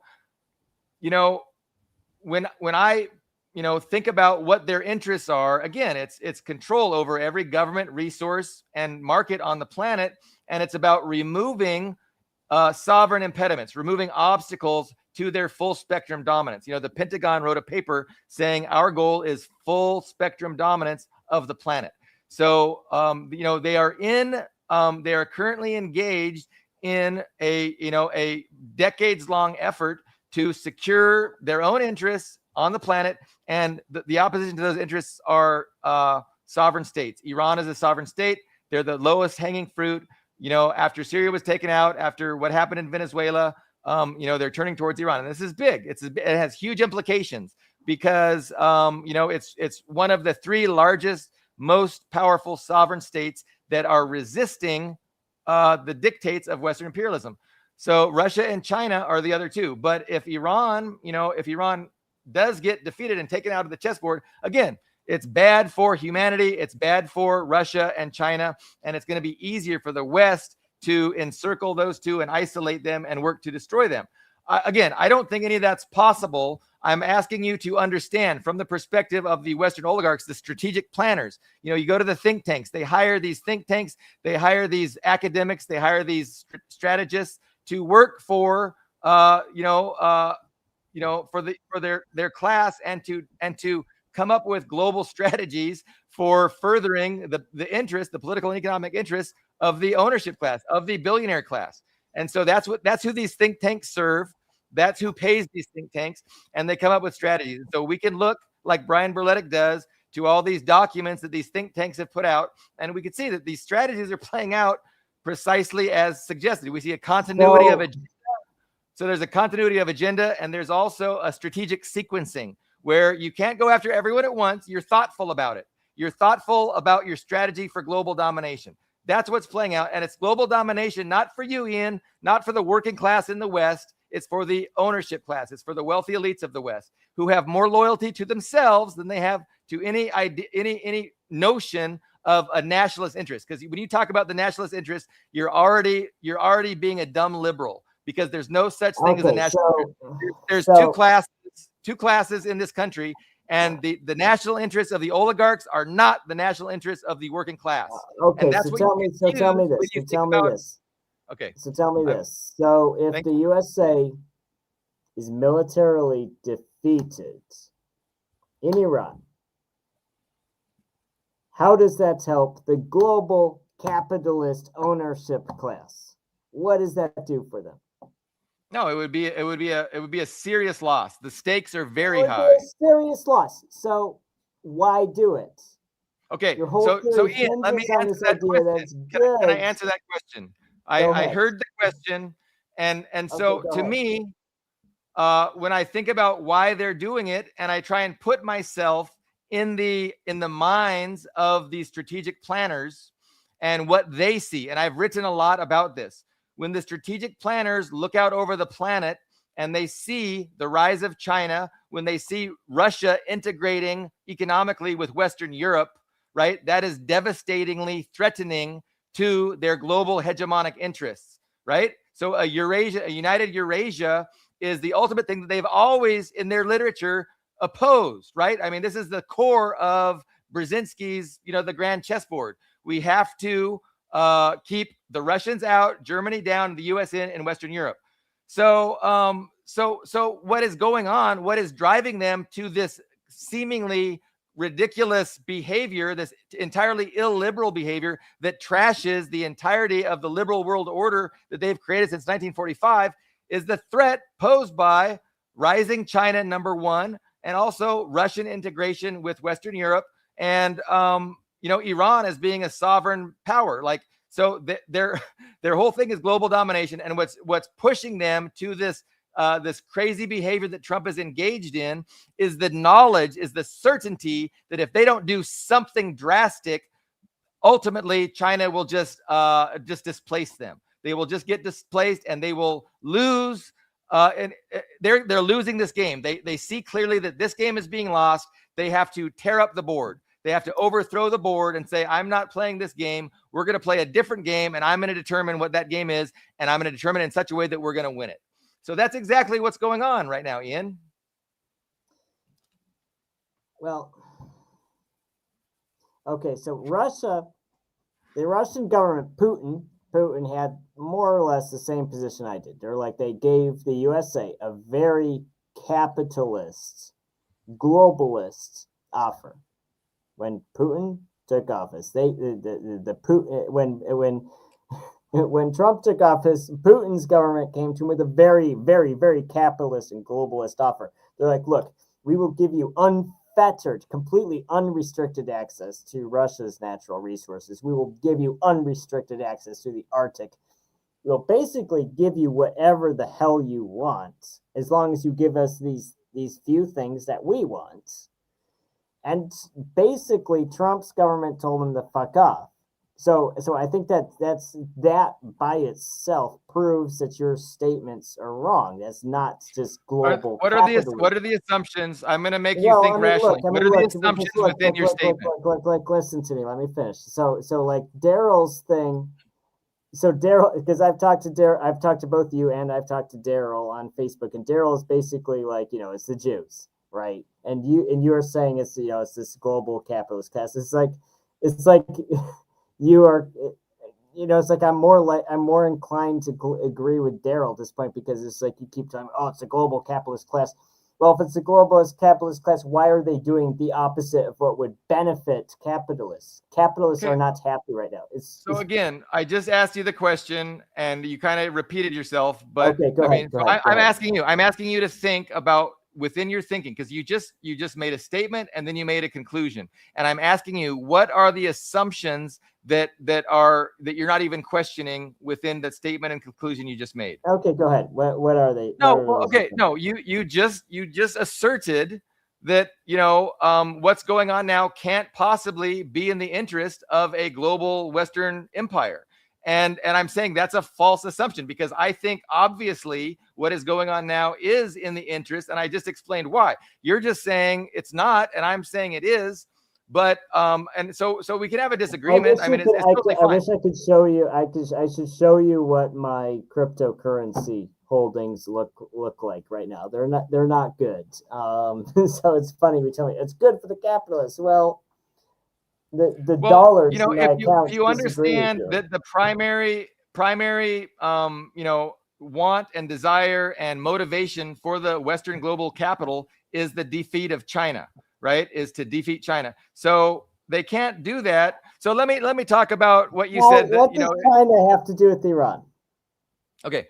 Well, number one, China gets 17% of their oil energy from Iran.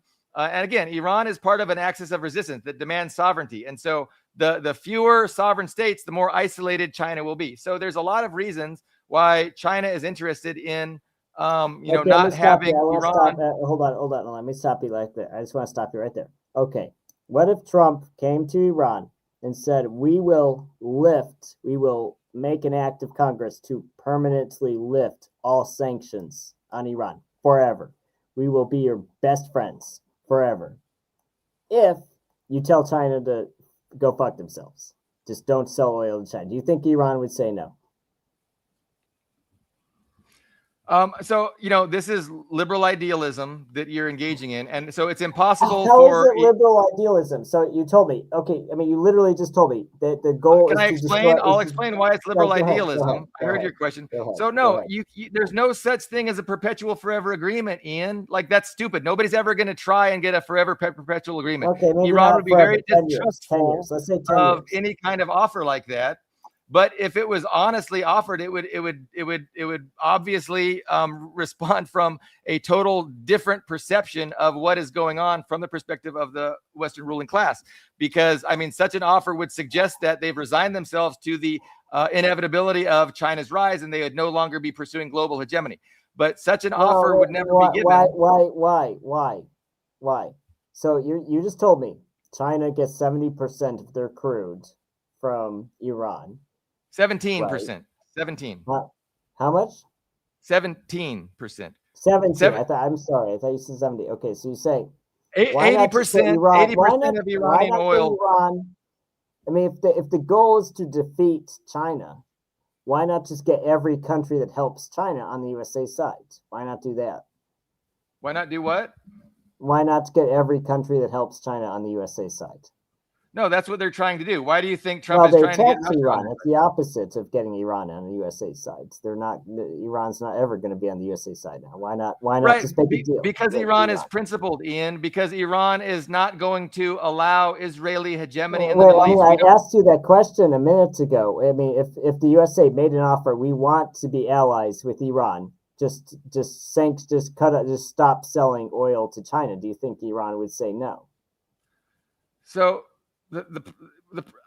we've had this discussion before, and what you're missing, and what I got really excited about last time, was that you're confusing alliance with control. The West does not want alliances. The West wants control, and so they don't. That's why. So that answers both your questions, because you asked the question about Russia. Putin offered this great deal to the United States, and he didn't take it.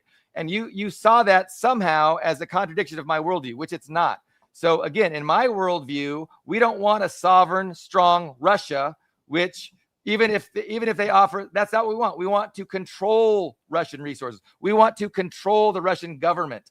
And believe me, Russia did not offer the United States, hey, we will side with you and we will see China as our enemy. Now, if they did that, we would not be bombing them. But Russia is refusing to go along with to use them as a proxy against China. Russia's too sovereign to do that. Same with Iran, right? So we want to have Iran agree to allow Israel to have their greater Israel, to control Palestine, and to allow the Abraham Accords. If Iran agreed to do that, we would be allied with them. They would be our ally. And that's why we want to put in the Shah's son, because we want them to be a compliant vassal that just allows Israel to have hegemony. They're principled. Iran is principled, and that's why they have to go. They're principled because they oppose Israeli greater Israel. They oppose not allowing a Palestine state, and so their principledness and their sovereignty is the reason we're attacking them. Just like the principledness and sovereignty of Russia is the reason we're attacking Russia. So they are not offering, Russia and Iran are not offering the United States what the United States demands, and for that reason they have to be attacked. I mean, just imagine you were playing, let's say you were playing a computer game right now. You were playing a map-based computer game right now, and you were playing as the USA, or the global capitalist class, if you prefer, and your enemy is China. You want to defeat China. Would you not, get your diplomats working to say, okay, well, to defeat China, I need to get Iran and Russia and maybe, 2 or 3 other countries to turn against China? Why would you not do that? No, you don't think they've tried? Like, that's what they're doing now. They're doing that right now. They did the opposite of. That's my problem with your argument. They did the opposite of trying. I mean, they didn't even try with Iran. That's what Trump's doing now. Like, what do you think? Why do you think? Listen to me for a second. Imagine if they went to Iran and said, "We will lift all of the sanctions. We will give you all of your funds that we froze back." I mean, hell, they could say we'll give you $100 billion just for free. We'll just give you $100 billion and just cut off China and never trade with China again. And we'll give you all the money you want. Well, why don't they just do that instead of this war that doesn't even work and just puts Iran further into? There's no way Iran could guarantee that they're not going to trade with China. They would take the money and then they would turn around and trade with China. Then where would the U.S. be? Because they don't control the government. How could they not promise to trade China? I just don't see how you could make that argument. I mean, it's about like control. We will give you all of your money. We'll give you, that $300 billion in frozen funds. We'll give you all of that. That would give control to Iran and take it away from the United States. That would be giving sovereignty to Iran. And you don't understand that? I understand how you can make this argument that's like, on one hand, you're saying it's like, oh, it's all about China. Then the other hand, say it's not all about China. Well, which is it? I mean, if they want to defeat China, why not make deals with these countries that would help defeat China? So it's like, that's what they're trying to do. But they've realized that Iran is principled and Iran's not going to sell themselves out. They didn't even make the effort. They didn't even make the effort. I mean, I don't even see evidence. They have tried. They have tried to make. They have tried to get Iran to allow, again, I told you, what the U.S. demands from Iran is that they allow Israel to be the hegemon in the region. They demand that Iran stop providing. What does Israel have to do with U.S.? It's the grand chessboard. Everything is interconnected. It's the grand chessboard. Israel is the West's, stationary aircraft carrier in the most important resource-rich, region on the planet. And so we're not going to just give control to Iran because they agree. Yeah, we promise we'll never trade again in perpetuity. And then we don't have any control. We put our bases out. And then what's to keep Iran from changing their mind when they have the next election? Why would Iran change their mind if they're friends with the USA? Why would Iran? Because they already have we already gave them the house. We already gave them a regional superpower status. That's what you're saying. We give them all the money. We take away the sanctions. I'm sure. They can continue to wage war against Israel. They can continue supporting the Palestinians. They can continue supporting Hamas. They can remake the region in their interests. And so we would never do that. Like we have global ambitions and we have regional interests in every region. And so when you're thinking about these things and you're wondering, well, why don't they just do this? I'm trying to explain to you why that doesn't make any sense. So we want Iran. We want Iran to turn against China. Billy Bob, Go I ahead. don't want to tarnish your opinion of Iranians, but I would bet you any amount of money if the USA came to Iran and said, we will make you the regional superpower. If you tell China to fuck off, they absolutely would. I mean, I'm sorry. Right, but if they were the superpower, what would that do to U.S. hegemony in that region? If Iran is the global superpower, what would happen to U.S. Hegemony, U.S. power? It would displace U.S. power. Iran would be and we couldn't do anything because Iran would displace U.S. power? Why would it displace? Why would it displace if U.S. Iran power? is economically strong and continuing to support the Palestinians and Hezbollah, how would that weaken the United States? Why would that weaken the USA? If Iran, because the USA's power in that region is number one Israel, and then number two these Gulf monarchies. I'm gonna channel my inner Tucker Carlson. I'm gonna channel my inner. What does Israel have to do with things? What if we said, okay, Iran, we will give you dollars. You will be a dollar economy. You will be, the USA's like regional best friend. So how would that hurt let the USA? Let me explain very clearly. The US would never offer that because we would have no way of ensuring that the minute that deal was done, the minute Iran became strong, powerful, and economically secure, they didn't flip the script on us and tell us to go fuck ourselves. Why would Iran flip the script? Because we would be handing them regional hegemony. We would be handing them control in the Middle East. We're not going to do that. We have a lot of power, a lot of control in the Middle East right now. What's wrong with, from the standpoint, just throw away Jews and Israel from it. From the American standpoint, why is it bad to give Iran hegemony? Just say, you know what, you are going to be like our best pal. You're going to be our regional partner in the Middle East. You can control the Middle East, do whatever you want in the Middle East, just trade in dollars and respect American hegemony and don't trade with China. And we will be, as long as you don't break those like 2 or 3 rules, we are friends. Why not just do that? My point is, that's what they want to do, and that's why they're overthrowing this government, because this government is principled, and this government refuses. You keep saying they're principled. I'm telling you, they would accept that deal. On what evidence do you say that the current Iranian government would not accept that deal? Well, okay, that deal isn't being offered because if you offer that deal to this government, they're not going to. They're principled. That government is not going to. You keep saying they're principled. On what basis do you say? What principle? What principle? On the principle of their own sovereignty, on the principle of not allowing Israel to be to have greater Israel, not allowing Israel to be the regional hegemon. That's the principle that they're going to war over. They're refusing to hand off Hezbollah. They're refusing to leave Hezbollah alone. They're refusing to leave the Palestinians alone. They are champions of justice. They are champions of those causes, and that's why they're principled. You're giving me a stroke. I'm gonna have a stroke. I'm sorry. No, look, Ian. I'm surprised we still have viewers. I just don't know how you can say. You keep saying Iranians. They repeatedly have gone to the USA at the negotiating table and offered huge concessions. So clearly, Iran is willing to negotiate and wants to give the USA what the USA wanted. Because if Iran did not want to give the USA what we wanted in exchange for a mutual understanding, they wouldn't have repeatedly negotiated with us. So on what basis can you say, well, they're principled and you don't want to negotiate with the USA? On what basis, on what evidence can you say that? Well, the U.S. has been making demands, and they're making demands of what you say. So what are the demands? It's like this. What are the demands? It's a circular argument. You keep bringing up, because Israel is the hegemon. Well, what if the USA just said, fuck Israel, we don't give a shit what Israel wants. We're just going to do what's good for America. We're going to make Iran the regional power. Because it comes full circle. Do you not see this circular argument? It's like, well, Israel wants this, which is what we're all saying. Daryl's saying this. I'm saying this. Israel wants to do it. I think it's a legit criticism that my argument is circular. Absolutely. I just think it's a superior one to the one you're making, and it provides better explanatory power, and it describes what's actually going on. So it is circular. It's totally internally consistent. But yeah, no, circular is a fair criticism.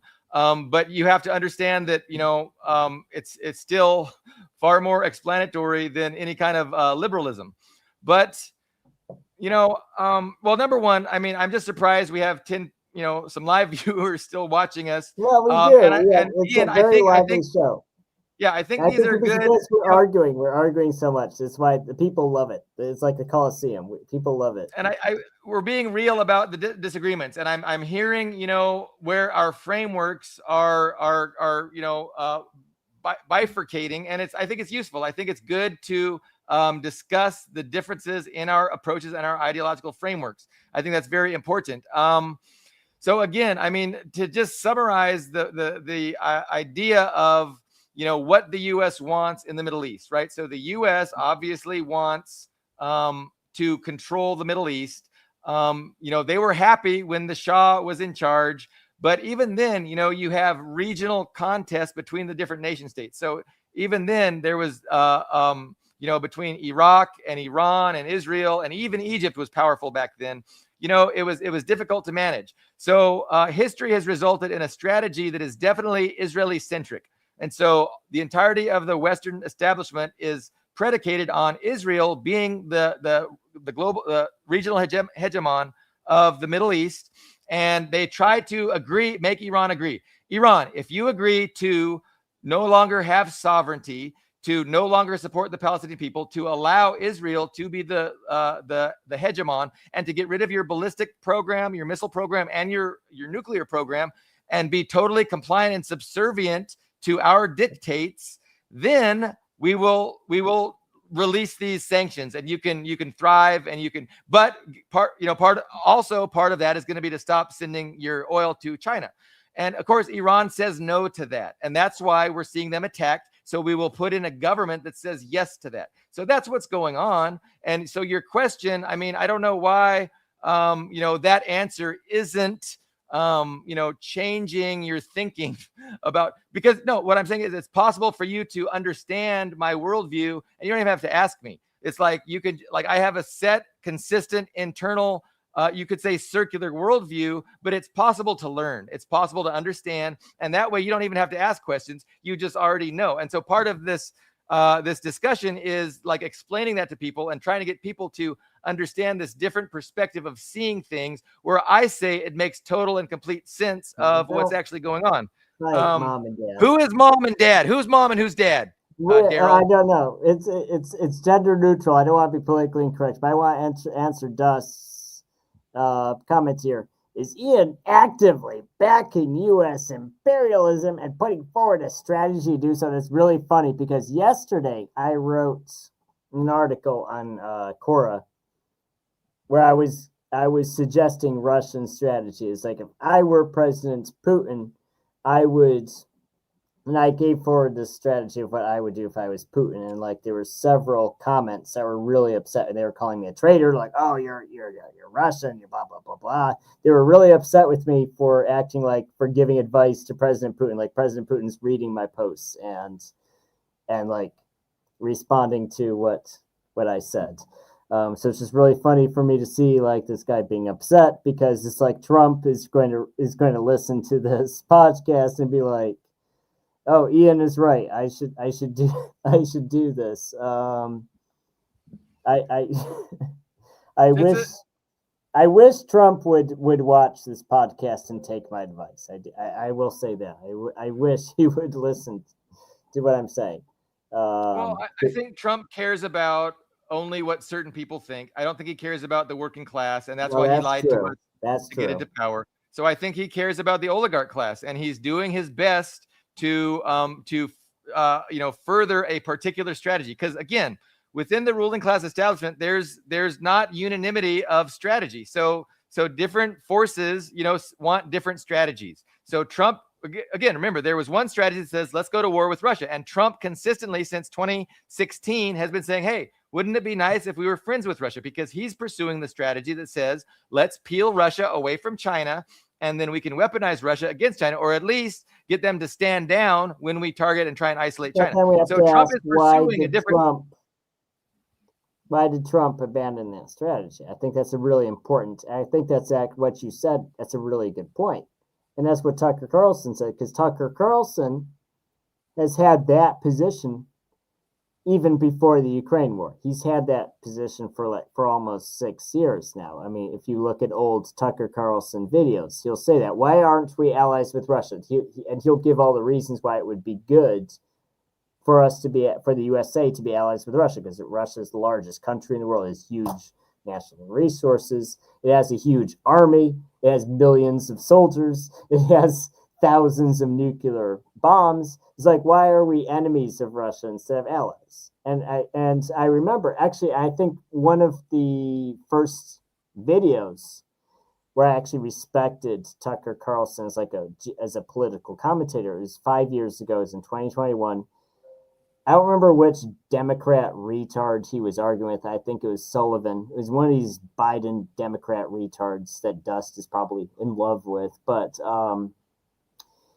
this guy's going on about blah, blah, blah, how Russia is like this xenophobic, racist, homophobic, enemy of America or whatever. And Tucker was like, why are we, and he literally just asked him, why are we enemies of Russia? Why aren't we allies? And like, this guy's head looked like you could literally, it was so funny because you could see this guy's head, like he was literally like, you could see his brain just freezing. It's like, he didn't have a reason. There was no logical reason for the USA to be enemies with Russia, and Tucker just directly asks that, why are we enemies with Russia? Why aren't we allies? From a political, nationalist political standpoint, there's no reason to be enemies with Russia.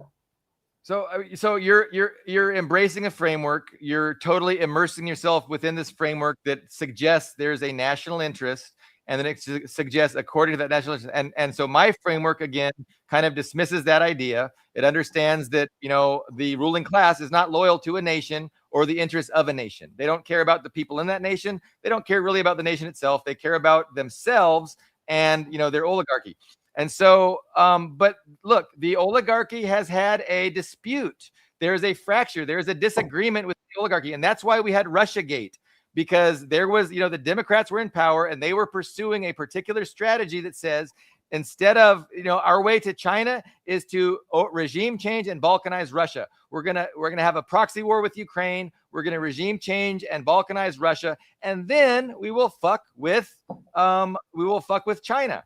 And so the Republicans were saying, well, that's stupid because we're probably going to lose that proxy war against Russia. We're going to empower Russia, and it's dumb. And that was kind of Trump's position from 2016. Now Dust disagrees. Dust thinks that all we wanted really to do was to make Europe pay for the proxy war against Russia. And so, that's great analysis. And, I would have to consider that because I might be misleading to think that Trump actually wanted to be friends with Russia as opposed to just forcing. It's called the division of labor, to have Europe, pull their weight in a fight against Russia so we can focus on China. That's definitely a more thoughtful analysis. Dust, good job. We're going to have you back and we'll discuss more. But, so reality is complicated, but and we try and make sense of it. And there's different frameworks that we can utilize to understand things. And I'm saying that the liberal framework just is not going to result in any kind of actual understanding. You have to understand the dynamic of class and oppositional class interests. And that explains, again, why Europe suicided itself, why the U.S. just attacked Iran. It's not just about Israel. That's a silly analysis, but it's the only one that you can come to if you are only looking at things through this liberal framework. You have to escape liberalism, recognize that there's alternative ways of perceiving things, and then learning this other view, and then it helps to explain things. And so Americans, are really incapable of understanding that entire concept. Americans are just liberals, and they think that that's common sense, and there's no other way to explain things. And then when you try to explain things from this different perspective, their responses are hysterical. Like they just don't get it. And so, again, I've been writing about this a lot. I think it's important. I think we need to educate people about how liberalism is designed not to give you understanding, but to perpetuate the status quo and help the oligarchic elite pursue their interests without the working class coming together and saying, hey, that's not our interests, you fuckers. You're the problem. Don't try and convince me Russia's the problem. Don't try and tell me China's the problem. It's you fucking oligarchs and your transnational empire, your transnational, I guess empire is the best, your transnational oligarchy that is the actual problem. Liberalism misses that. Liberalism is, it just results in confusion. People have no idea what's going on, and then they imagine certain things are taking place. It's the Jews. Israel has captured the United States. Like, these are things that do not explain reality. They are only conclusions that come from a total misunderstanding of reality. So, that's my general point. And I think it's very important. Like, you can tell, I think it's important, and I'm yelling in my microphone to put this out there and to try and help people understand what is going on. And so it's a sad state of affairs. It's generations and generations of liberal indoctrination, not that different from how Christianity was indoctrinated to perpetuate feudalism and the ruling class of the church and the hereditary monarchy.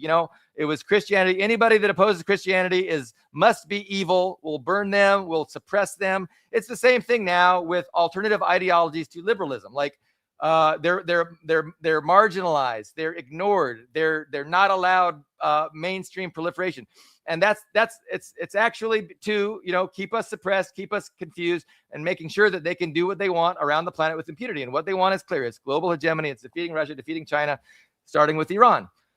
I've been fasting, actually. I've been like 200 calories a day for like 3 days, and so it's amazing how I still have energy to talk. Oh, you've frozen. I thought you were listening intently. I was so happy. Wow, he's really listening. You were frozen. Hopefully you can come back and we can wrap it up. I mean, I know we've been going for 2 hours. But if you can't, I can go ahead and end things. But yeah, I mean, this is what I'm writing about on Facebook all the time, and this is what is important to me. And I'm even more agitated and motivated with what's going on, because like, we're seeing things really kick off, and the stakes are super big with regards to Iran. If the U.S. fails, huge. It's huge. It's catastrophic if Iran survives, and if Iran succeeds and wins, man, that is fucking awesome. I am speaking to the void. So, but Ian, 2 hours in, you froze for a bit. I did freeze. So I need to pee. So you want to wrap it up? Please. Yes. Let's okay. Up. So but no, this was a great, I want to say this was a great episode. It was probably one of our best. I thank everybody for watching. Okay. On that note, we will reconvene this week or next week. Thank you very much.